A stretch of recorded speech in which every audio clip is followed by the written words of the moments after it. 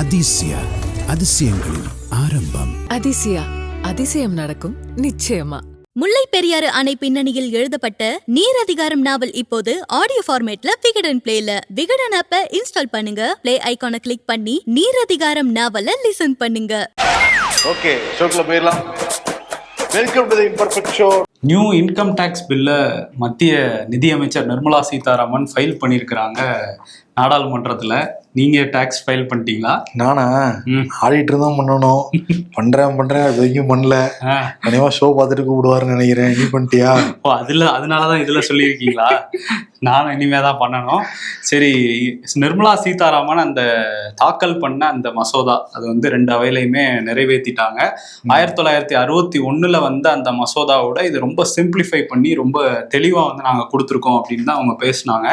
சரி, என்ன சிம்பிளிஃபை பண்ணியிருக்காங்க அப்படின்னு பார்த்தா 1961 உள்ள அந்த மசோதால 5.12 லட்சம் வார்த்தைகள் இருந்துதான் அதை வந்து 2.59 லட்சமா குறைச்சிருக்கோம் அப்படிங்கிறதே ஒரு சாதனையாகவும் சொல்லியிருக்கிறாங்க.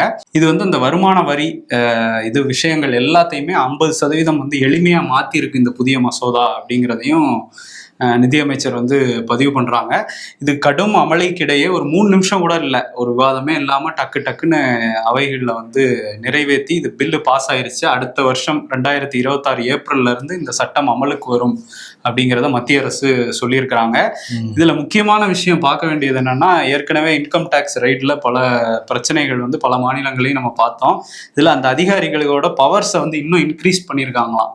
அவங்க நினைச்சாங்கன்னா வந்து ஒரு வீட்டில் ரைட் பண்றாங்க அப்படின்னா அவங்களோட இமெயில் அக்கௌண்ட்ஸ், சோஷியல் மீடியா அக்கௌண்ட்ஸ்லாம் வந்து அவங்களா வந்து எடுத்து வந்து யூஸ் பண்ண முடியும். அதில் உள்ள எல்லா விஷயங்களையும் பார்க்க முடியும். நம்ம சர்வா சேட்டும் பண்ணுவாங்களா? அவங்க அதுவும் பண்ணுவாங்கன்னு நினைக்கிறேன். அந்த மாதிரிலாம் வந்து ஒரு தனி மனித சுதந்திரத்தையே பறிக்கிற மாதிரி இருக்குன்னு எதிர்கட்சிகள் இப்போ சொல்றாங்க. இன்கம் டேக்ஸ்னா வந்து வருமான வரியில இல்ல பணத்தை வாங்கி கொடுக்கறதுல முறைகேடு பண்ணிருக்கலாம். அதுல சோசியல் மீடியாலாம் போய் என்ன பண்ண போறாங்கிறது தெரியல. சோசியல் மீடியா வழியா ஏதாவது பணம் போயிருக்கா அப்படிங்கிறத பார்ப்பாங்க. சரிவா, இவங்க ரைடு போறதே யாரு வீடு அப்படிங்கிறதே ஒரு சர்ச்சை. இதுல இது வேற பண்ணுவாங்களாமா. இந்த ரைடு போயிட்டு யார் சாட் பண்றாங்கலாம் பாத்துருவாங்கன்னு நினைக்கிறேன். யார் எந்த கட்சி எங்க டீலிங் வச்சிருக்காங்கன்னு பார்த்து அதை வச்சு மிரட்டுவாங்கன்னு எதிர்கட்சிகளே சொல்றாங்க. ஏன்னா ஒருத்தரை பத்தி தெரிஞ்சுக்கணும்னு வச்சுக்கோவேன், மொபைல் போன் எடுத்தா மட்டும் போதும், ஃபுல் டேட்டா வந்து எடுத்துடலாம். அவங்க என்ன பாக்குறாங்க, அவளை எது பிடிச்சிருக்கு, என்ன யாரோட தொடர்பு இருக்கா அப்படின்ட்டு. ஓகே, பிரைவேசிக்கு ஒரு ஆபத்து இருக்கு இந்த மசோதானால. அதே மாதிரிதான் வந்து அந்த 100% அந்நிய முதலீடு இந்த இன்சூரன்ஸ் துறைகள்ல கொண்டு வர போறோம்னு சொல்லிட்டு பிப்ரவரி 1 சொல்லியிருந்தாங்க. முதல்ல வந்து 74% இருந்தது, இப்ப 100% மாத்திட்டாங்க. 100க்கு 100. அதுக்கு நிர்மலா சீதாராமன் வந்து என்ன சொல்றாங்கன்னா, இதனால வேலை வாய்ப்புகள் அதிகமாகும், அப்புறம் கணினி மயமாக்கலுங்கிறது இன்னும் வேகப்படுத்தப்படும், அந்த கிளைம் டியூரேஷன்ங்கிறது கம்மி பண்ணுவாங்க, தொழில்நுட்பம் மேம்படுத்தப்படும் அப்படிங்கிறாங்க. இப்ப அந்நிய முதலீடு வந்தாதான் மேம்படுத்துவாங்க போல தெரியுது. இப்ப தற்சார்பு இந்தியாலாம் சொல்லிட்டு இருந்தது என்னன்னு தான் நமக்கு கேள்வி வருது. இதுல குறிப்பா 2 விஷயம் நடக்குங்கிறாங்க. ஒண்ணு வந்து முதல்ல சொன்ன மாதிரி வேலை வாய்ப்பு அதிகமாகிறது, இன்னொன்னு இந்த துறைகள்ல முதலீடு அதிகமாகும் அப்படின்லாம் சொல்றாங்க. இப்ப சொல்ல போனா 100% வந்துருச்சு, அந்நிய முதலீடு வந்துருச்சு அப்படின்னா வேலைவாய்ப்பு அதிகமாகுறாங்களே. குறிப்பா சொல்ல போனா எல்ஐசிங்க எடுத்துக்கலாம். நம்ம இந்தியாவில் உருவாக்கப்பட்டதா, மத்திய அரசாங்கம் உருவாக்கப்பட்ட ஒரு நிறுவனம் தான் எல்ஐசி. அதுல ஏஜென்ட்டா மட்டுமே 29 லட்சம் பேர் இருக்காங்க. எம்ப்ளாயர்ஸ் மட்டுமே ஒரு 98,000 பேர் இருக்காங்க. இதை விட ஒரு வேலையை உருவாக்கிட முடியுமா அந்நிய முதலீட்டால? அதுதான் நாங்க பண்ணி காட்டுறோம்னு தானே சொல்றாங்க. எங்க இருந்து வருது, எவ்வளவு வருது, யாருக்கு எவ்வளவு போகுது, அதாவது எந்த துறைக்கு போகுது, அந்த மாதிரி சொல்ல வரேன். ஆமா, நேத்து வந்து மக்களவையில எதிர்கட்சிகள் அந்த பேப்பர்லாம் தூக்கி வீசிட்டு போனாங்க, கிழிச்செறிஞ்சிட்டு போனாங்க. ஆமா, அவை தலைவர் முன்னாடி கிழிச்செறிஞ்சு போன உடனே இந்த மசோதாக்கெல்லாம் தாக்கல் செய்யப்பட்டது. 3 நிமிஷம் கூட இல்ல, எல்லாம் குரலெடுப்பு மூலமாக ஓஹோன்னு சொல்லி எல்லாம் நிறைவேற்றி முடிச்சுட்டாங்க. அவங்க கிக்கு ஏறுது அப்படிங்கிறது மட்டும் மிஸ் ஆயிடுச்சு, ஓன்னு எல்லாம் கத்துனாங்க. ஆனா இதுல என்ன அப்படின்னா, இவர் வந்து ஜெய்ராம் ரமேஷ் காங்கிரஸ் பொதுச் செயலாளர், அவர் என்ன சொல்றாருன்னா, வாண்டடா இவங்க வந்து நாடாளுமன்றத்தை முடக்க பாக்குறாங்க. குறிப்பா அந்த பீகாரோட சார் அந்த ஸ்பெஷல் இன்டென்சிவ் ரிவிஷன் பத்தி பேசணும்னு நாங்க எவ்வளவு நாளா கேட்டுட்டு இருக்கோம். இதை ஒரு சாக்கா வச்சுட்டு அடம் பிடிச்சு நாங்க பண்ண மாட்டோம், அதை பேச மாட்டோம்னு சொல்லியே இப்ப வந்து ஒத்தி வச்சுட்டே இருக்காங்க. நாடாளுமன்றம் முடங்கினதுக்கு முழுக்க காரணம் பாஜக காரங்க தான் அப்படின்னு குற்றச்சாட்டு வச்சிருக்காரு. அதே மாதிரி நிறைய மசோதாக்களும் தாக்கல் பண்ணி நிறைவேற்றிருக்காங்க. குறிப்பா வந்து சொல்லணும்னா இந்திய துறைமுகங்கள் வந்து மசோதா, சுரங்கம் வந்து மசோதா, அதே மாதிரி திவால் மசோதாவை அறிமுகம் வந்து படுத்திருக்காங்க. சுரங்கங்கள், துறைமுகங்கள் எல்லாம் நண்பருக்கு ஃபேவரட்டான விஷயங்களா இருக்கு. எல்லாம் எதிர்கட்சி போனவனே எல்லாமே மசோதாக்களை நிறைவேற்றி முடிச்சிட்டாங்க மக்களவையில. இப்ப சில மசோதாக்களும் அறிமுகம் வந்து படுத்திருக்காங்க. அதே மாதிரிதான் ஒரு வருஷத்துக்கு முன்னாடி மசோதா அறிமுகப்படுத்தினாங்க, ஒரே நாடு ஒரே தேர்தல். ஆமா, அது வந்து பெரிய அமளி நடந்தது. எதிர்கட்சிகள்லாம் இது பண்ணவே கூடாதுலாம் சொல்லிட்டு இருந்தாங்க. அதற்கு பிறகு நாடாளுமன்ற அந்த குழுவுக்கு வந்து போச்சு ஆய்வு பண்றதுக்காக. அதோட குழுவோட தலைவர் வந்து சௌத்ரி. இப்ப என்ன அப்படின்னா நீட்டிச்சிருக்காங்க அந்த குழுவோட டியூரேஷனை. இப்ப குளிர்கால கூட்டத்தொடர் வரப்போகுது இல்ல, அது வரைக்கும் எக்ஸ்டெண்ட் பண்ணிருக்காங்களாம். ஒரே நாடு ஒரே தேர்தல்ல ரொம்ப குறியா இருக்கிறாங்க மத்திய அரசு. ஆனா ஒரே மனிதர் ஒரே வாக்கு, அதுதான் முக்கியம். ஏன்னா ஒரு ஆளுக்கு 9 இடத்துல வாக்கு கொடுத்துருக்கீங்கன்னு எதிர்கட்சிகள் தொடர்ந்து சொல்லிட்டு இருக்காங்க. அதுதான் ராகுல் காந்தியும் சொல்லிட்டு இருக்காரு. கிட்டத்தட்ட 70 தொகுதிகளில் இவங்க வந்து 50,000 வாக்குகளுக்கு கீழே தான் வெற்றி வித்தியாசம் இருக்கு, இது எல்லாத்துலயும் மோசடி நடந்திருக்கும் அப்படிங்கிறத அவர் சொல்றாரு. இந்த 70 தொகுதிகளை நோட் பண்ணி காங்கிரஸ் பின்னாடி வேலை பார்த்துக்கிட்டு இருக்கதாகவும் தகவல் வந்து வெளியாயிருக்கு. இதுல என்னன்னா அந்த பீகார் ஸ்பெஷல் இன்டென்சிவ் ரிவிஷன் பத்தின வழக்கு வந்து உச்சநீதிமன்றத்துல நடந்துட்டு இருந்தது. அங்க வந்து இந்த ஆரம்பத்துல இருந்து என்ன சொல்றாங்க தேர்தல் ஆணையம்னா, குடியுரிமையை நிரூபிக்கிறதுக்கான அந்த இது அடையாள அட்டையா ஆதாரம் எடுத்துக்க முடியாது, நாங்க கொடுத்த வாக்காளர் அட்டையும் அதுக்குள்ள வராது அப்படின்னு அதுக்கு நிறைய காரணங்கள் சொல்லியிருந்தாங்க.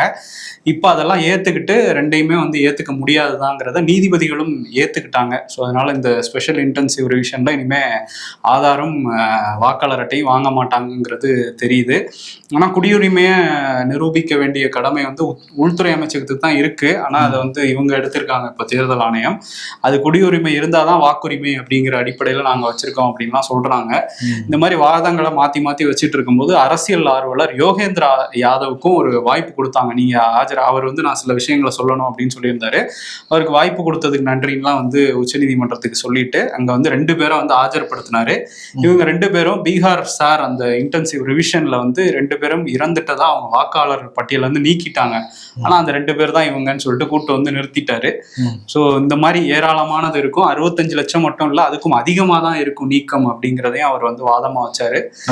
எல்லாத்துலயும் கேட்டுக்கிறோம், எல்லாத்தையும் கேட்டுக்கிட்ட நீதிபதிகள் பார்ப்போம், நாங்க ரொம்ப நிறைய பேரை நீக்கி இருக்கீங்க, முறைகேடு நடந்திருக்குன்னா டோட்டலா ரத்து பண்ணிடுவோங்கிறத திரும்பியும் தேர்தல் ஆணையத்துக்கு சொல்லி ரத்து பண்ணணும் எதிர்கட்சிகள் சொல்றாங்க. குறிப்பா அதுக்கு தேர்தல் ஆணையம் பதிலாக சொல்லிருக்காங்க. அந்த நிபர் நிப்பாட்டினாங்கல்ல, எங்கேயாவது இடத்துல குளறுபடி நடந்திருக்கும், அதை போய் நீங்க வந்து பெரிய விஷயமா நாடகம் டிராமா பண்ணக்கூடாதுலாம் சொல்லிருக்காங்க. இப்ப 2 பேருங்கிறது ஒரு வாக்கு வித்தியாசத்திலே ஜெயிக்கிறாங்க. வெற்றி வாய்ப்புங்கிறது இருக்கு. இப்ப கூட இங்க தமிழ்நாட்டுல 16 வாக்கு வித்தியாசம் ஜெயிச்சாங்க சரஸ்வதி, பாஜக எம்எல்ஏ. இப்ப 2 பேரை நீங்க இறந்து போயிட்டதா நீக்கிட்டீங்க அப்படின்னா ஒரு வாக்கு வித்தியாசத்துல யாரும் ஜெயிச்சாங்கன்னா யார் பொறுப்பு? அதுதானே, தேர்தல் ஆணையம் வந்து ஒவ்வொரு வாக்கையும் சேர்க்க வேண்டியதுதான் அவங்களோட பொறுப்பா, நான் நீக்கிறதுலே குறியா இருக்காங்க. அடுத்த செய்திக்கு போறதுக்கு முன்னாடி ஈகோ இந்தியா DWவும் விகடனும் சேர்ந்து சுற்றுச்சூழல் சம்பந்தமாக வீடியோ எடுத்து டெலிகாஸ்ட் பண்ண போறோம். அது வந்து ஒவ்வொரு வாரமும் 8 மணிக்கு விகடன் வெப் டிவில ரிலீஸ் ஆக போகுது. ஏன்னா இந்த காலகட்டத்தில் சுற்றுச்சூழலுங்கிறது ஒரு பெரிய பிரச்சனையா மாறிக்கிட்டு இருக்கு. அதனால உலகம் முழுக்க பல்வேறு தீமைகள் நடந்துகிட்டு இருக்கு. அதை பத்தி ஒரு அவேர்னஸை ஏற்படுத்துற மாதிரி இருக்கும் இந்த வீடியோ. நிச்சயம் அதையும் பாருங்க, ஆதரவு வந்து கொடுங்க.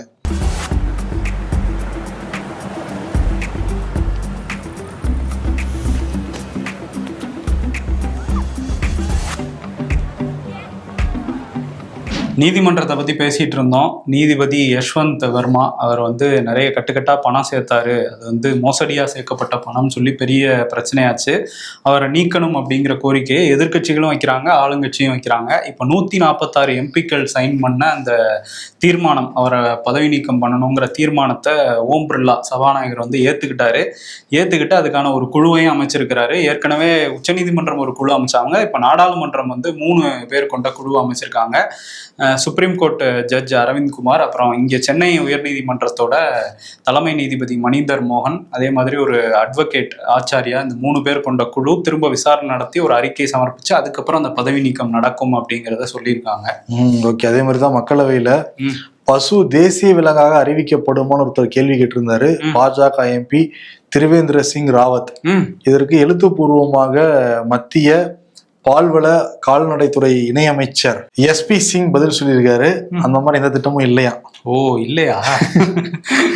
ரொம்ப ஆர்வம் ஆயிட்டியோ? இல்ல, அவரு பாஜக MP அப்படி ஒரு கேள்வி கேட்கிறாரு, அதுக்கு அரசு வந்து ஒரு பதில் சொல்றாங்க. பீகார்ல சார் அப்படி ஒரு பிரச்சனையோ, அதே மாதிரி அங்க மழை வெள்ளமும் ஒரு பெரிய பிரச்சனை. அங்க மக்கள்லாம் பாதிக்கப்பட்டு இருக்காங்க. குறிப்பா பூர்ணியா தொகுதியில பெரிய லெவல்ல மழை வெள்ளத்தால மக்கள் பாதிக்கப்பட்டிருக்காங்க. அந்த தொகுதியோட MP பப்பு யாதவ் மக்களுக்கு நேர்ல சந்திச்சு ஆறுதல் சொல்ல போறேன், நிவாரணம் கொடுக்க போறேன்னு கார்ல போயிருக்காரு. கார்ல இருந்து இறங்கவே இல்லை. கார்ல இருந்து இறங்காமையே கட்டா பணம் வச்சு அப்படியே பணத்தை ஒவ்வொரு நோட்டா அது கொடுக்குறாரு. அது வந்து கார்ல அந்த ஜன்னல் வழியா வந்து நிறைய சிறுமிகள், சிறுவர்கள், பெண்கள் எல்லாரும் கார் நிக்கவும் இல்லை, போய்கிட்டே இருக்கு. அந்த கார் போய்கிட்டே இருக்கு, பின்னாடி வந்து எல்லாரும் வாங்குறாங்க. இவர் வந்து சிரிச்சுக்கிட்டு அப்படியே கொடுத்துக்கிட்டு இருக்காரு. அதை பாக்குறவே பரிதாபமா இருந்துச்சு, கோபமும் வருது நமக்கு. பீகாரோட வறுமையும் அந்த வீடியோ வந்து காட்டுச்சு. இதுல இந்த பப்பு யாதவ் ஏற்கனவே 5 முறை ஜெயிச்சிருக்கிறாரு. அவர் ஜன் அதிகார் பார்ட்டின்னு ஒரு தனியா ஒரு கட்சி வச்சிருந்தாரு. போன வருஷம் தான் காங்கிரஸோட அட்டாச் பண்ணாரு. இப்படிதான் ஜெயிக்கிறாரு போல. ஆனா மக்களுக்கு எதுவும் பண்றது இல்லை. இந்த மாதிரி அப்பப்ப பணத்தை கொடுத்து அங்க உள்ள மக்களை ஏமாத்திக்கிட்டு இருக்கிறாரு. இவ்வளவு பணம் வச்சிருக்காரு, இங்கெல்லாம் இன்கம் டாக்ஸ் போவாங்களா இல்ல இடி அதிகாரி போவாங்களா? காங்கிரஸ் பக்கம் இருக்கிறதுனால தெரியல. அவர் எப்போ வேணா எந்த பக்கம் வேணா போவாரு. வந்துட்டாருன்னா இங்கிட்டு வந்துருவாரு பிஜேபி பக்கம். அப்படியான ஆளுதான் அவரு. இப்போதான் பெங்களூர்ல வந்து மெட்ரோ லேனை வந்து திறந்து வச்சுட்டு போனாரு பிரதமர் மோடி. அந்த டைம்ல ஒரு கடிதத்தை பிரதமர் மோடிக்கு எழுதியிருக்கிறாங்க ஒரு 5 வயது சிறுமி. அவங்க என்ன சொல்லியிருக்காங்கன்னா, இங்கே பெங்களூர்ல டிராஃபிக் பயங்கரமா இருக்கு, எங்களால் டைமுக்கு ஸ்கூலுக்கு போக முடியல, ஆஃபீஸ்க்கு போக முடியல, so please help Narendra Modi G அப்படிங்கிற மாதிரி அவர் கைப்பட எழுதின அந்த லெட்டர் அந்த சிறுமியோட அப்பா வந்து சமூக வலைதளத்துல போட அது வைரலாக இருக்கு. கூடிய சீக்கிரம் ஒரு பதில் சொல்லுவாருன்னு நினைக்கிறேன். எல்லாருமே ப்ளீஸ் ஹெல்ப் தான் ஜிட கேட்டுக்கிட்டு இருக்கோம். மணிப்பூர் போங்க ஜி, ப்ளீஸ் ஹெல்ப் ஜி. இந்த ஹெல்ப்புக்கு எனக்கு தெரிஞ்சு மன் கி பாத்ல இந்த மாதிரி விஷயத்த மட்டும் பேசிட்டு போவார். மணிப்பூர் மாதிரியான விஷயங்களை தவிர்த்துருவாரு. தூய்மை பணியாளர்கள் போராட்டம் 13வது நாளை எட்டியிருக்கு. நம்ம நேத்தே சொல்லியிருந்தோம், அந்த பொதுமக்கள் நடமாடுற பகுதி அவங்களுக்கு பாதிப்பு இருக்குன்னு சொல்லிட்டு உயர்நீதிமன்றத்தில் வழக்கு போட்டிருந்தாங்க அப்படின்னு. இப்போ உயர்நீதிமன்றம் அவங்களை வந்து அப்புறப்படுத்துங்கன்னு வந்து சொல்லிட்டாங்க. இதுக்கு நடுவில் இது யாரு துறை கீழே வருது அப்படின்னா KN துறை கீழே தான் வருது. ஆனா பேச்சுவார்த்தை நடத்தது யாருன்னா சேகர்பாபு தான் நடத்திக்கிட்டு இருந்தாரு. சேகர்பாபு நடத்தினா எங்களுக்கு எப்படி தெரியும், ஜனநாயகம் மறுபடியும் நான் உங்களை அனுமதிச்சிருக்கிறதே பெரிய விஷயம்லாம் சொல்லிட்டு இருந்தாருல. இப்போ இந்த கோர்ட் உத்தரவை காரணம் காட்டி ஒரு 4-5 மணிக்கு மேல சுமார் 200 போலீஸ் அந்த ரிப்பன் மாளிகையை சுத்தி வந்து நிக்கிறாங்க. அதெல்லாம் தாண்டி ரிப்பன் மாளிகையில அந்த ஊழியர்களை தாண்டி எக்ஸ்ட்ரா நபர் யாரும் இருக்கக்கூடாதுன்னு சொல்லி உத்தரவு போட்டு அவங்களே வெளியே அனுப்பிட்டு இருக்காங்க. ஒரு 5-6 பஸ் வேற நின்றுகிட்டு இருக்கு, நிறைய அபிஷியல்ஸ் வந்து நின்றுகிட்டு இருக்காங்க. KN நேத்து தான் சொல்லியிருந்தாரு. என்ன சொல்லியிருந்தாருன்னா, எங்களுக்கு எப்படி அந்த போராட்டத்தை முடிக்கிறதுன்னு தெரியும். ஏற்கனவே நாங்க 17,000 பேரை நாங்க வந்து பணி நிரந்தரம் பண்ணியிருக்கோம். பணி நிரந்தரம் பண்ணணுங்கிறது முதலமைச்சர் கையில தான் இருக்கு, என் கையில கிடையாது. அவங்க வேலைக்கெல்லாம் ஒன்றும் பாதிப்பு இல்லை, நீங்க பொறுத்திருந்து பாருங்கன்னு சொல்லிட்டு தான் போனாரு. அப்பவே நமக்கு தெரியும். இப்ப நீதிமன்ற உத்தரவை காரணம் காட்டி அங்கிருந்து அவங்களை வந்து நைட்டு அவங்க அங்கிருந்து பஸ்ல கைது பண்ணி கூட்டிட்டு போவாங்கன்னு வந்து தெரியுது. ஆமா, களத்துலதான் நம்ம நிருபர் ஸ்ரீராம் இருக்காரு. அவர் என்ன சொல்றாருன்னா, தூய்மை பணியாளர்கள் சொல்றது என்னன்னா, அந்த பொதுநல வழக்கை போட்டதே திமுக சார்பு ஒரு ஆளை வச்சு போட்டுட்டு அதை பொதுநல வழக்குன்னு காட்டி இப்ப எங்களை அப்புறப்படுத்த பாக்குறாங்க அப்படிங்கறத அவங்க சொல்றாங்க. இன்னைக்கு KN நேருவும் சேகர்பாபுவும் வாங்க பேசலாம் அப்படின்னு சொல்லிட்டு 1 மணிக்கே ரிப்பன் மாளிகையில வந்து இருந்திருக்கிறாங்க. அதுக்கப்புறம் 4 மணிக்கு தான் போராட்ட குழு வந்து போய் சந்திச்சிருக்கிறாங்க. ஒரு 15 நிமிஷம் தான் பேச்சுவார்த்தையில பணி நிரந்தரம் பத்தி எதுவுமே பேசலையா. நீங்க இங்க இருந்து கலைஞ்சு போங்க அப்படின்னு சொல்லியிருக்காங்க. நாங்க கலைஞ்சு போக முடியாதுன்னு போராட்ட குழு வந்து சொல்லிட்டு வெளியே வந்திருக்காங்க. வந்தோடனே கோர்ட் உத்தரவு வந்துட்டதுனால இப்ப நைட்டோட நைட்டா அப்புறப்படுத்திடலாம் கைது பண்ணி அப்படிங்கிற விஷயம்தான் இருக்கு. தூய்மை பணியாளர்கள் சொல்றது இதெல்லாம் மக்கள் பார்த்துட்டு தான் இருக்காங்க. அவங்களுக்காக நாங்க இவ்வளவு நாள் வந்து உழைச்சிருக்கோம், கண்டிப்பா அவங்க எங்களுக்கு குரல் கொடுப்பாங்க, இந்த அரசுக்கு எதிராக வந்து அவங்களே நடவடிக்கை எடுப்பாங்க அப்படின்னு நம்பிக்கையோட சொல்றாங்க. ஆமா, ஏன்னா அடுத்து வெள்ளிக்கிழமையில தொடர் விடுமுறை வருது, எல்லாம் ரயில்வே ஸ்டேஷனை நோக்கி வருவாங்க. அப்ப இது எல்லாத்தையும் வந்து பார்த்துட்டு போனா அரசாங்கத்தை கெட்ட பேர் வரும்னு நினைக்கிறாங்க போல இருக்கு திமுக கவர்மெண்ட். அதனால அந்த பாதையில இவங்க இருக்க ஆட்சி கெட்ட பேர் வரும். ஏன்னா அடுத்த வருஷம் எலெக்ஷன் நடக்க போகுது, இதெல்லாம் நமக்கு எதிராக கூட மாறலாம். சென்னை நம்ம கோட்டை நினைச்சுக்கிட்டு இருக்கப்ப சென்னை கோட்டையிலேருந்து சில கிலோமீட்டர், குறிப்பா வந்து ரிப்பன் மலைக்கு முன்னாடி வந்து போராட்டம் பண்றத ஆளுங்கட்சி விரும்பல. எப்படிப்பட்டாவது அவங்க வந்து போராட்டத்தை முடுக்கி விட்டுறணும், ஏதாவது பண்ணி திசை திருப்பணும்லாம் பார்த்தாங்க. நிறைய வதந்திகள் எல்லாம் கசிய விட்டாங்க. நிறைய பேர் போராட்டம் பண்ணிட்டு இருக்காங்க. ஆனா பல பேர் வேலைக்கெல்லாம் போயிட்டாங்கன்னா கசிய விட்டாங்க. அப்படி இருந்து கூட அவங்க ஒற்றுமைதான் இருந்தாங்க. வதந்திகள் யாரும் நம்பவும் கிடையாது. இப்ப கோர்ட் உத்தரவை காரணம் காட்டி நைட்டோட நைட்டா கைது பண்ண போறதா தகவல் வெளியாயிருக்கு.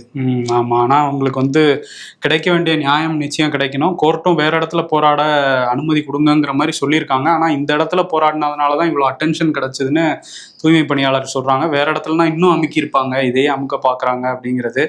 பட் நைட்டு தான் தெரியும் அதுக்கப்புறம் இந்த பிரச்சனை எப்படி போகுது அப்படிங்கிறது. ராமதாஸ், அன்புமணி ராமதாஸ் அந்த ஃபைட்டுக்கு இப்போ ஒரு இன்டர்வல் வந்திருக்கு. தேர்தல் ஆணையத்துக்கு போயிருக்காரு ராமதாஸ். ராமதாஸ் சார்பாக P. சுவாமிநாதன்கிறவரு தேர்தல் ஆணையத்திட்ட மனு கொடுத்திருக்காரு. அன்புமணி நடத்தின அந்த பொதுக்குழு செல்லாது, பதிலே நடத்தப்பட அந்த பொதுக்குழு தான் செல்லும் அப்படின்னு சொல்லியிருக்காரு. அதுக்கெல்லாம் தாண்டி பேட்டி கொடுக்குறப்ப உளவுத்துறையும் உள்துறையும் அன்புமணியை கண்காணிக்கணும் அப்படின்ட்டு வர சொல்லியிருக்காரு. அதையும் தேர்தல் ஆணையத்திட்ட சொல்றாரு. தேர்தல் ஆணையத்துல மனு கொடுத்திருக்காரு. பேட்டி கொடுக்குறப்ப உளவுத்துறையும் உள்துறையும் கண்காணிக்க அன்புமணிய அவர் வேற ஏதோ பண்ணிக்கிட்டு இருக்காருங்கிற மாதிரி ராமதாஸ் தரப்பே சொல்றாங்க. இப்ப ராமதாஸ் தரப்பு என்ன முடிவு பண்ணிருக்காங்கன்னா, இந்த ஆகஸ்ட் 17 பொதுக்குழு நடக்க போது ராமதாஸ் தலைமையில அந்த பொதுக்குழுல தீர்மானம் நிறைவேற்ற போறாங்க அன்புமணிக்கு எதிரா. அந்த தீர்மானத்தை நிறைவேற்றி தேர்தல் ஆணையத்துக்கு அனுப்ப போறாங்களாம். அதாவது இன்ட்ரோல் பிளாக் நோக்கி நம்ம போய்கிட்டு இருக்கோம். தேர்தல் ஆணையத்திலே கிளைமாக்ஸ் நோக்கி போய்கிட்டு இருக்குன்னு காங்கிரஸ் சொல்லிக்கிட்டு இருக்காங்க. இதுல இவர் வேற போய் இன்னொரு பிரச்சனையை கொடுத்திருக்காரு. சரி பாப்போம் என்ன பண்றாங்கன்ட்டு. தமிழ்நாடு வேளாண் துறை அமைச்சர் MRK பன்னீர்செல்வம் இதுக்கு முந்தைய திமுக ஆட்சிகள்ல சொத்துக்கு அளவுக்கு அதிகமா சொத்து சேர்த்துட்டாருன்னு வழக்கு இருந்தது. அதுல கடலூர் சிறப்பு நீதிமன்றம் அவரை வந்து விடுவிச்சிருந்தாங்க. ஆனா சென்னை உயர்நீதிமன்றம் இந்த வழக்கை திரும்ப விசாரிக்கணும் கடலூர் நீதிமன்றம் அப்படின்னு உத்தரவு போட்டிருந்தாங்க. ஏன்னா அதிமுக அதுக்கப்புறம் ஆட்சிக்கு வந்ததுக்கு அப்புறம் திரும்ப அந்த வழக்கு எடுத்ததுனால உயர்நீதிமன்றம் இப்படி சொல்லியிருந்தாங்க. இப்போ என்னன்னா இதை எதிர்த்து உச்சநீதிமன்றத்துக்கு போயிருந்தாரு. இந்த மாதிரி திரும்ப விசாரிக்க சொல்றாங்க, உயர்நீதிமன்றம் போட்ட உத்தரவுக்கு நீங்க தடை போடணும் அப்படின்னு கேட்டிருந்தாரு. ஆனா உச்சநீதிமன்றம் அதெல்லாம் முடியாது அப்படின்னு சொல்லிட்டாங்க. ஸோ திரும்ப வழக்கை எதிர்கொள்ள வேண்டிய ஒரு சூழ்நிலையில இருக்காரு பன்னீர்செல்வம். மதுரை மாநகராட்சியில அந்த வரி விதிப்புல நிறைய முறைகேடு நடந்திருக்கு அப்படின்னு சொல்லி எதிர்கட்சிகள் மட்டும் இல்லாம திமுகவோட கூட்டணி கட்சிகளும் குற்றச்சாட்டு வச்சுட்டே இருந்தாங்க. நிறைய பேர்கிட்ட கம்மியா வரி வாங்கிட்டு லஞ்ச பணமா நிறைய வாங்கியிருக்காங்க அங்க உள்ள அதிகாரிகள் அப்படின்னு சொல்ல அது பெரிய பிரச்சனையா மாறி இருந்துச்சு. இப்ப அதுல மதுரை மாநகராட்சியோட மேயரா இருந்த இந்திராணி அவங்களோட கணவர் பொன் வசந்த கைது பண்ணியிருக்காங்க. இவருக்கும் சம்பந்தம் இருக்கு அப்படின்னு சொல்லிட்டு. தூத்துக்குடி மாநகராட்சியோட துணை ஆணையரா இருக்கிறாரு சுரேஷ்குமார். இவர் அந்த டைம்ல இந்த முறைகேடுலாம் நடந்த டைம்ல மதுரை மாநகராட்சி கணக்கு பிரிவுல ஆணையரா இருந்தாரு. அதனால அவரையுமே இந்த வழக்குல வந்து இப்ப கைது பண்ணியிருக்காங்க. கைது பண்றது மட்டும் இல்லாம அதை பத்தி ஆனா முதல்வர் எதுவும் பேச மாட்டேங்கிறாரு, KN நேரு எதுவும் பேச மாட்டேங்கிறாருங்கிறதும் எதிர்கட்சிகள் சொல்றாங்க, மறைக்கிறாங்க ஊழலை அப்படின்ட்டு. சுமார் 150 கோடியிலிருந்து 200 கோடி வரைக்கும் வருவாய் இழப்பு வந்து ஏற்பட்டிருக்கு. இப்ப இந்த வருவாய் இழப்பா இல்ல யாராவது அபகரிச்சுக்கிட்டாங்களாங்கிறதையும் உங்களுக்கு விசாரிக்கணும். அதை அவங்களுக்கு லாபம், பட் அரசுக்கு இழப்பு தான். 150 கோடிங்கிறது எவ்வளவு பெரிய ஒரு தொகை, புடிச்ச ஜெயில தான் போனோம். இன்னொரு பக்கம் எடப்பாடி பழனிசாமி அந்த பிரச்சார உரைகளை எல்லா இடத்துலையும் பேசிட்டு இருக்காரு. அதுல என்ன சொல்லியிருக்காருன்னா, நாங்கள் கொண்டு வந்த நிறைய திட்டங்களை வந்து நிறுத்திட்டாங்க, தாலிக்கு தங்கம் இந்த மாதிரியான நிறைய திட்டங்கள் பயனுள்ள திட்டங்களை நிறுத்தி வச்சிருக்கு இந்த அரசு. இவங்க ஏதாவது புதுசா திட்டம் கொண்டு வந்தாங்களான்னு பார்த்தா அதுவுமே இல்லை. நாங்கள் வேற பேர்ல கொடுத்துட்டு இருந்தது இவங்க வேற பேர்ல வந்து இப்போ பேர் மட்டும் மாத்தி இப்போ வந்து கொடுத்துட்டு இருக்காங்க அப்படிங்கிற குற்றச்சாட்டை வச்சிருக்காரு. அதே மாதிரி டொனால்டு ட்ரம்ப்புக்கு கண்டனம் வந்து தெரிவிச்சிருக்காரு. அதிக வரி போடுறீங்க ஜி, அவ்வளவுதான் ஜி இல்ல, அவர் வந்து ட்ரம்ப் பாத்துக்குங்க அப்படிங்கிற மாதிரி சொல்லியிருக்காரு. ஆமா. இன்னொரு பக்கம் தமிழ்நாடு ஆளுநர் RN ரவி நெல்லையில இருக்கிற மனோன்மணியம் சுந்தரனார் பல்கலைக்கழக பட்டமளிப்பு விழாவுக்கு போயிருக்காரு. அதுல ஜீன் ஜோசப்ங்கிற மாணவி அவர்கிட்ட பட்டம் வாங்க மாட்டேன்ட்டாங்க. ஓஹோ. உடனே அங்கிருந்த துணைவேந்தர்கிட்ட வாங்கிட்டு போயிருக்காங்க அவங்க. ஓகே, அவரே சரி ஓகே. தமிழ்நாட்டுல பல மருத்துவமனைகள்ல கிட்னி திருட்டு நடக்குது அப்படிங்கிறது ஒரு பரபரப்பா பேசப்பட்டுச்சு. அதுல தமிழ்நாடு அரசு ஒரு பெரிய அதிரடி நடவடிக்கையா 2 மருத்துவமனைகள்ல இது நடந்திருக்கு அப்படின்னு கண்டுபிடிச்சு அவங்களுக்கு பெரிய தண்டனை வேற கொடுத்துருக்காங்க. ஒண்ணு வந்து பெரம்பலூர்ல இருக்கிற தனலட்சுமி சீனிவாசா மருத்துவமனை, இன்னொன்னு திருச்சியில இருக்க சிதார் மருத்துவமனை அப்படின்னு சொல்றாங்க. இது ரெண்டுலயும் என்ன பண்ணிருக்காங்கன்னா, கிட்னி டிரான்ஸ்பிளான்ட் பண்ற அந்த லைசன்ஸை மட்டும் கேன்சல் பண்ணியிருக்காங்க. இவ்வளவு பெரிய முறைகேட்டில் ஈடுபட்டிருக்காங்க. அவங்களுக்கு சீல் வைக்காம இதுதான் தண்டனையாங்கிறது மக்களே கேட்க ஆரம்பிச்சிருக்காங்க. இன்னொரு பெரிய தண்டனை கொடுத்துருக்காங்க. 2 இடைத்தரகர்களை கைது பண்ணியிருக்காங்க. ஓ, புரோக்கர்ஸ். ஆமா. இதுல மெயினா எங்க நடந்திருக்குன்னா, நாமக்கல் மாவட்டம் பள்ளிப்பாளையத்துல குறிப்பா வறுமையில் இருக்கிற மக்களை குறி வச்சு உங்களுக்கு 5 லட்சம் தரோம் 3 லட்சம் தரோம்னு சொல்லிட்டு அவங்களை ஏமாத்தி கூட்டிட்டு போய் கிட்னியை திருடிட்டு இந்த மாதிரி டிரான்ஸ்பர்ஷன் பண்ணிடுறாங்க. இப்போ வந்து அரசாங்கம் வந்து 2 பேர் கைது பண்ணிட்டோம், அவங்களுக்கு லைசன்ஸ் நாங்கள் ரத்து பண்ணிட்டோங்கிறது மட்டும் தான் பெரிய நடவடிக்கையா இருக்கு. ஆமா, இது முறைகேடுன்னு தெரிஞ்ச அந்த ட்ரீட்மெண்ட்ல ஈடுபட்டவங்க, அந்த மருத்துவமனை நிர்வாகம், அவங்க மேல என்ன நடவடிக்கை எடுத்தீங்கிற ஒரு கேள்வி இருக்குல்ல. இதுல என்னன்னா 3 லட்சத்துக்கு கிட்னி விற்கிறாங்கன்னா அவங்க மேல உள்ள அந்த கடன் தொல்லை வறுமை எல்லாமும் இது காட்டுது. தமிழ்நாடு முன்னோக்கி போயிட்டு இருக்கோம்னு பேசிட்டு இருக்கும்போது இப்படி ஒரு விஷயம் வேற நடந்துட்டு இருக்கு. இதுல என்னன்னா, நமக்கு தெரிஞ்சது 2 கல்லூரி, தெரிஞ்சது ஒரு பள்ளிப்பாளையம். இன்னும் தமிழ்நாட்டுல எத்தனை கிராமங்கள் இது நடக்குது, எத்தனை மருத்துவமனைகள் நடக்குதுங்கிறத தீர்வு விசாரிச்சாதான் தெரிய வரும். கண்டிப்பா விசாரிக்கணும். ஆனா DMK MLA கதிரவன், மணச்சநல்லூர் MLA, அவர் வந்து என்ன சொல்றாரு அப்படின்னா, அவரோட இந்த மருத்துவமனை தான் தனலட்சுமி சீனிவாசன். அதுல வந்து என்ன சொல்றாருன்னா, நாங்க ஒரு சேவையா தான் பண்ணோம், இதை 252 உயிர்களை காப்பாத்திருக்கோம், அதை பத்தி யாரும் பேச மாட்டேங்கிறீங்க, இது காசு சம்பாதிக்க எங்களுக்கு 1000 வழி இருக்கு, நாங்க வந்து இதை அதுக்காக பண்ணல, இது ஒரு சேவையா பண்ணியிருக்கோம்னு ஒரு இல்லீகல் விஷயத்த சேவைன்னு சொல்லி பெருமையா பேசிக்கிட்டு இருக்காரு. ஒரு சட்டமன்ற உறுப்பினர் பார்த்தவங்க இல்லீகலான விஷயத்தையே ஒரு லீகல்னு பேசுறாருன்னா எவ்வளவு தூரம் இல்லீகலான விஷயங்களுக்கு தொடர்ந்து ஈடுபட்டுக்கிட்டு இருப்பாரு. அவருடைய மனசுல அப்ப அதுதான் வந்து லீகல் நினைச்சுக்கிட்டு இருக்காப்புல. நம்ம பண்றதுதான் சரின்னு நினைச்சு பண்ணிட்டு இருக்காரு. இப்ப தமிழ்நாடு அரசு அவர் விசாரிப்பாங்களா, நடவடிக்கை எடுப்பாங்களா அவர் பேர்ல? அவங்க எம்எல்ஏ வேற இத்தனைக்கும். இஸ்ரேல் தொடர்ந்து பாலஸ்தீனத்துல இனப்படுகொலை பண்ணிட்டு இருக்கு அப்படின்னு சொல்லி காங்கிரஸ் கட்சியோட பொதுச் செயலாளர் எம்பியும் கூட பிரியங்கா காந்தி அவங்க வந்து பதிவெல்லாம் போட்டிருந்தாங்க. 60,000 பேர்ல 18,000 பேருக்கு மேல குழந்தைகளை கொண்டிருக்காங்க அப்படிங்கிற தரவெல்லாம் போட்டு, இதெல்லாம் பார்த்துட்டு இந்திய அரசு வாய் மூடிட்டு சும்மா இருக்காங்க அப்படிங்கிறதையும் போட்டு இஸ்ரேலுக்கு கண்டனம் தெரிவிச்சிருந்தாங்க. இதுக்கு இஸ்ரேல் தூதர் வந்து இதெல்லாம் உங்களுக்கு வெக்கக்கேடா இல்லையாங்கிற மாதிரி அவர் வந்து பிரியங்கா காந்தியை வேற கேள்வியெல்லாம் கேட்டு பதில் ட்வீட் எல்லாம் வந்து போட்டிருந்தாரு. அதுவுமே சர்ச்சையா மாறி இருந்தது. இப்போ ஜெய்ராம் ரமேஷ் வந்து இதுல இந்திய அரசு தலையிட்டு எப்படி நம்ம நாட்டு எம்பியை வந்து அவங்க வந்து கண்டனம்லாம் தெரிவிக்கிறாங்க, ரொம்ப மோசமா பேசுறாங்க, இதை பார்த்துட்டு அரசு சும்மா இருக்கலாமான்னு அவர் வந்து திரும்ப கேட்டுக்கிட்டு இருக்காரு. அதான் நம்ம டிப்ளமசி, யாராவது திட்டினா அமைதியா இருக்கணுங்கிறது. தொடர்ந்து ட்ரம்ப் வந்து திட்டிக்கிட்டே இருக்காரு. அதெல்லாம் தாண்டி சிறப்பு விருந்தினர்னு கூப்பிட்டு அங்க வச்சு இந்தியா வந்து திட்ட வைக்கிறாங்க. இதெல்லாம் பார்த்துட்டு பதில் அறிக்கை தான் கொடுக்குறாங்களே தவிர மேஜரா இருக்கிற மோடியோ அமித்ஷாவோ இல்லை ஜெய்சங்கரோ ஏதாவது பேசினாலும் அவங்களுக்கு பயம் வரும். உதாரணத்துக்கு நம்ம ஒன்று சொல்றோம், இந்தியாவில வேற ஒருத்தர் நாட்டை சேர்ந்த வந்துக்கிட்டு இன்னொருத்தர் நாடு மேல நான் வந்து அணுகுண்டு போடுவேன் அப்படின்னா அந்த நாடு வந்து இந்தியா கண்டனம் தெரிவிக்கணுமா தெரிவிக்காதா? நம்ம வரைக்கும் தெரிவிச்சோமா அமெரிக்கா மேல? தொடர்ந்து எல்லாத்துக்குமே சைலண்ட் தான். ஆமா, அப்புறம் எப்படி வந்து மதிப்பாங்க? அமெரிக்கா பத்தி சொல்லாம அது ஒரு கொஞ்சம் வருத்தமா இருக்குன்னு மட்டும் அப்படியே கடந்து போறாங்க. அந்த மண்ணில இருந்தா பேசுறாரு, அவங்கதான் அசீம் முனீருக்கு வந்து தைரியம் கொடுக்குறாங்க. ஆமா, வேற ஒரு நாட்டுல அப்ப அமெரிக்க அரசாங்கம் கண்டனம் பண்ணாங்களா அப்படி சொல்லிடணும்ல. எங்க உலகத்திலேயே மிகப்பெரிய ஜனநாயக நாடு, மக்கள் தொகை நாடு இந்தியா. அங்க போய் இருந்துக்கிட்டு இந்தியாவில் அணுகுண்டு போடுவேன்னு ஒருத்தன் சொல்றான் அப்படின்னா அமெரிக்கா வந்து வேடிக்கை பார்க்குதுன்னா கரணம் தெரிவிச்சிடணும் நேரத்துக்கு. எங்க நாட்டுல வந்துட்டு எப்படி இந்தியா வேளாண் இப்படி நீங்க அவதூறா சொல்லலாம், அப்படி பேசலாம் அப்படின்னு. ஆமா, அது ட்ரம்போட வாய்ஸ் தான் அசீம் முனீரோட வாய்ஸா நமக்கு கேக்குது. ஆமா, இன்னொன்னு என்னன்னா ஃப்ரெண்ட்ஷிப்பை முன்னிறுத்ததை விட தன்னை முன்னிறுத்துறத விட நாட்டை வந்து முன்னிறுத்தணும். நானும் ஒரு ஃப்ரெண்டு வாங்க இங்க பல்லவாய் பட்டேல் ஸ்டேடியை திறந்து வைக்கலான்னு போனோடனே நரேந்திர மோடி ஸ்டேடியம் பேரை மாத்தினாங்க அப்படின்னா என்னதான் விதமான அவங்க நம்ம நினைப்பாங்க. அதான் தொடர்ந்து நம்ம பாத்துக்கிட்டு இருக்கோம், கடந்த 5-6 வருஷமா பாத்துக்கிட்டு இருக்கோம். இதுல என்னன்னா ட்ரம்ப் இப்ப இன்னொரு விஷயத்த சொல்லியிருக்காரு. ரஷ்ய அதிபர் புட்டின் இருக்காருல்ல, அவர் வந்து ரொம்ப கலக்கத்துல இருக்காராம். ஏன் அப்படின்னா இந்தியா மேல 50% வரி போட்டதுனால அவங்களுக்கு வர வேண்டிய அந்த பொருளாதார நிதி, அதாவது அவங்களுக்கு வர வேண்டிய நிதி எல்லாம் நிக்க போகுது. அதனால ரஷ்ய பொருளாதாரமே ஆட்டங்காண போகுது, அதனால ஃபீல் பண்ணிருக்காரு புட்டின்னு சொல்லியிருக்காரு. இதுல நேரில் வேற சந்திக்க போறாங்க 2 பேரும். ஆமா, அவர் இந்த உக்ரைன் போறோம் நிப்பாட்டணும் துடியா துடிச்சிட்டு இருக்காரு ட்ரம்ப். காசால நிப்பாட்டலாமே. நேத்து கூட ஒரு 100 பேருக்கு மேல இறந்து போயிருக்காங்கப்பா. அதுல 31 பேர் சாப்பாடு நின்றுட்டு இருந்தவங்க கையில என்ன இருக்கும், துப்பாக்கியா இருக்க போகுது, தட்டு தான் இருக்க போகுது, திருவோடு தான் இருக்க போகுது. அதை வச்சுட்டு இருக்கவனை போய் வந்து திருப்பி இஸ்ரேல் அவனை சுட்டு கொண்டாங்கன்னா மனிதாபிமானத்துறையா இருக்காங்க. அவனை சப்போர்ட் பண்ண நாடெல்லாம் மனிதாபிமான நாடாவா இருக்க போகுது. ஆமா, இதுல இனப்படுகொலைன்னு சொன்னா கோபம் வேற வருது இஸ்ரேலுக்கு. எப்படா முடியும்னு இருக்கு. இந்த வாரமா இல்ல இந்த மாசம், எனக்கு இந்த வருஷமே எப்ப முடியும்னு இருக்கு. நடு சென்டர், சால்ட் உப்பு, கேட்ச் புடி, டான்ஸ் ஆடு, கண்ணாடி கிளாஸ், ஜஸ்ட் இப்போதான். பட் ஆனா போயிட்டு வரேன் பாய். இங்கிலீஷ் பேசினாலும் தமிழை விட்டு கொடுக்காத ஊரியாது.